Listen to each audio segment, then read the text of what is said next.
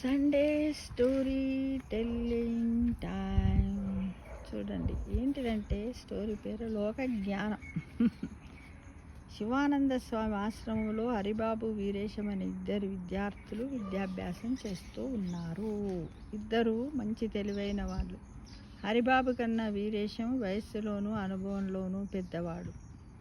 వీరేశం ఎప్పుడు శాస్త్రాలను కంఠస్థం చేయడంలోనే మునిగి తేలుతాడు. తోటి విద్యార్థులతో కూడా మాట్లాడకుండా తన పనేందో తాను చేసుకుంటూ వెళ్ళిపోతాడు. కనీసం ఆయన వేషధారణలో కూడా, ఆయన శరీరానికి కూడా ఎలాంటి బట్టలు వేసుకోవాలి, ఏం చేయాలని ఎలాంటి శ్రద్ధ ఉండదు. ఎంతసేపు చదువుకోవాలి అదే ధోరణిలో ఉంటాడు. కానీ హరిబాబు అందరితోనూ చాలా సరదాగా ఉంటూ లోకజ్ఞానం గురించి స్నేహితులతో చర్చించేవాడు.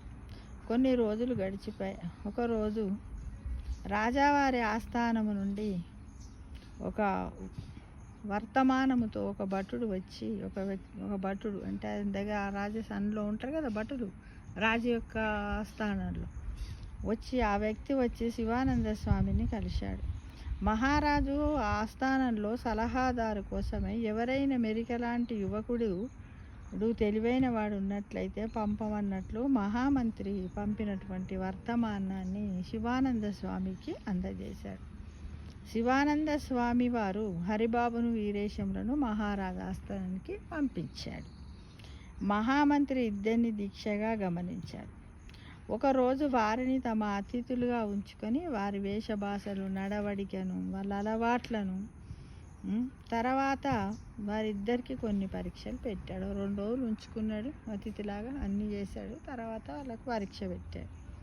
శాస్త్ర సంబంధమైన విషయాల్లో వీరేశము చాలా బాగా చెప్పాడు. హరిబాబు కన్నా చురుగ్గా సమాధానాలు చెప్పాడు. కానీ లోకజ్ఞానానికి సంబంధించి మంత్రి అడిగిన ప్రశ్నలకు వీరేశం తెల్ల మొహం వేశాడు. అంటే మనకి తెలియదుగా, ఎంతసేపు ఇంతే కదా, ఏం తెలియదు. హరిబాబు మాత్రం చకాచకా సమాధానాలు చెప్పాడు. దాంతో మహామంత్రి హరిబాబును సలహాదారుగా ఎంపిక చేసుకున్నాడు. వీరేశం ఆశ్రమానికి వచ్చిన తర్వాత శివానంద స్వామి వద్దకు వచ్చి బాధపడ్డాడు. ఏమని? స్వామి, నేను హరిబాబు కన్నా శాస్త్రజ్ఞానంలోను, వయస్సులోను, అనుభవంలోను అధికుడను. అయినా నాకు లోకజ్ఞానం గురించి ఎందుకు నేర్పలేదు అని అడిగాడు. దానికి శివానంద స్వామి చిన్నగా నవ్వి ఇలా సమాధానం ఇచ్చాడు. లోకజ్ఞానం అనేది ఒకరు నేర్పితే వచ్చేది కాదు నాయన, ఎవరికి వారు తెలుసుకోవలసిందే.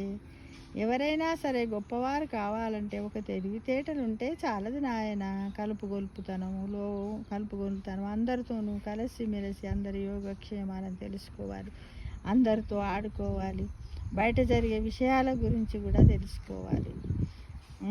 లోకజ్ఞానం ఖచ్చితంగా ఉండాలి. అంటే మనుషులతోటి, జనులతోటి, ఫ్రెండ్స్ తోటి కలగొలుపుగా ఉండాలి. దీన్ని ఏమంటాం? కమ్యూనికేషన్ స్కిల్స్ అంటాం.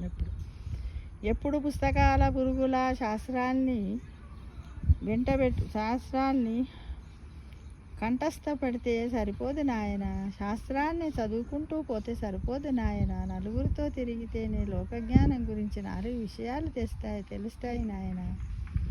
అలాగే నువ్వు శాస్త్రాభ్యాసన మీద పెట్టే శ్రద్ధని వేషధారణ మీద కూడా పెట్టలేదు కదా నాయన.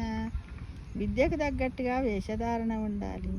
ఎదుటి వ్యక్తిని చూడగానే గౌరవించే స్థితిలో ఉండాలి అని వివరించాడు. అంటే దీన్ని బట్టి ఏం తెలుస్తుంది? పిల్లలకు మనం చదువురా అని చెప్పకుండా అన్ని విషయాలలో కూడా కూర్చోబెట్టుకొని చందమామ కథలు కదా, బొమ్మరిల్లు కథలు, రామాయణము, భారతము, భాగవతము అన్నిటి గురించి కూడా మనము చెబుతూ ఉండాలి. అంటే సోషల్ వాల్యూస్ అంటే నైతిక విలువలను, సమాజంలో ఎలా బతకాలి, ఎలా చేయాలి, ఎవరిని ఎలా గౌరవించాలని మన ఇంటి నుండే మనం ప్రారంభించినట్టయితే వాడు అన్నిట్లో కూడా ముందంజలో ఉంటాడు. ఫ్రెండ్స్, మహామంత్రి హరిబాబుని ఎంపిక చేయడానికి కారణం ఏంటో అర్థమైంది కదా. ఆనాటి నుంచి వీరేశం తన వేషధారణ పట్ల శ్రద్ధ తీసుకున్నాడు. లోకజ్ఞానం పెంచుకునేందుకు నలుగురితో కలిసి తిరగడము, మాట్లాడడం ప్రారంభించాడు. ఫ్రెండ్స్, అంటే మనల్ని పిల్లలంట ఒరే నువ్వు రోజు సైకిల్ దొక్కి ఏంటిది ఈ మధ్యకాలంలో అంటున్నారు, ఫోన్లు చూసి పాడైపోతున్నావు, కళ్ళు పోతున్నాయి, టీవీ చూసి ఇది పోతున్నాయి, నడుములు పోతున్నాయి అని అంటున్నాం. చూడండి, దానివల్ల కూడా చాలా లాభాలు ఉంటాయి. ఏంటంటే పిల్లలు గ్రహించే దాంట్లో వాళ్ళు ఎలాంటిది పాజిటివ్ వేలో ఉంటున్నారా, నెగటివ్ వేలో ఉంటున్నారా అనేది, నెగటివ్ వేలో ఉంటున్నారా ఏంటి అనేది మనము గమనించుకోవాలి. ఎందుకంటే మనకు పిల్లల చదువు ఒకటే ముఖ్యం కాదు, వాళ్ళు రేపు సమాజంలో ఎలా బతకాలి, నలుగురితో ఎలా మాట్లాడి, ఏ విధంగా సమయస్ఫూర్తి ఉండాలి, ఓర్పు ఎలా ఉండాలి, సహనం ఎలా ఉండాలి, ఎవరైనా ఆపదలో ఉంటే వాళ్ళని ఎలా కాపాడాలి అనేది వాళ్ళ ముందు మనం ఆచరణలో పెట్టి చూపించినట్టయితే మనకు తప్పకుండా అంత చక్కగా మన పిల్లలు పరిపక్వం చెందుతారనే ఉద్దేశంతో మీరందరూ కూడా ఇలా ఇందులో ఉన్నటువంటి వీరేశంలాగా పిల్లలను తయారు చేయకుండా హరిబాబులాగా చేస్తేనే బాగుంటుంది. ఆ విషయాన్ని మీరందరూ గమనించాలి. Thank you for watching.